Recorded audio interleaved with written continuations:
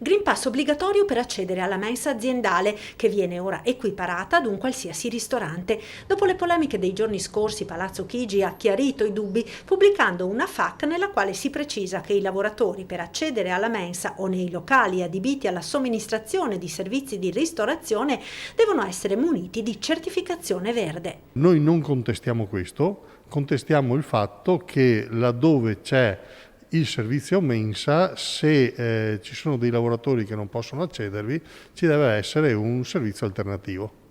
Un servizio alternativo quindi che potrebbe essere, secondo voi?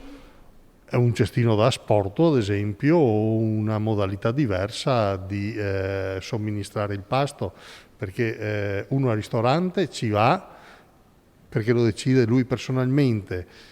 La mensa è un aspetto contrattuale e va garantita ai lavoratori indipendentemente dal tipo di vaccinazione che hanno fatto. Nella Marca al momento non sono segnalate criticità, diverse aziende del resto sono chiuse per ferie. Capiremo nei prossimi giorni che cosa succederà, teniamo monitorato il territorio, le aziende proprio per capire questo e come intervenire.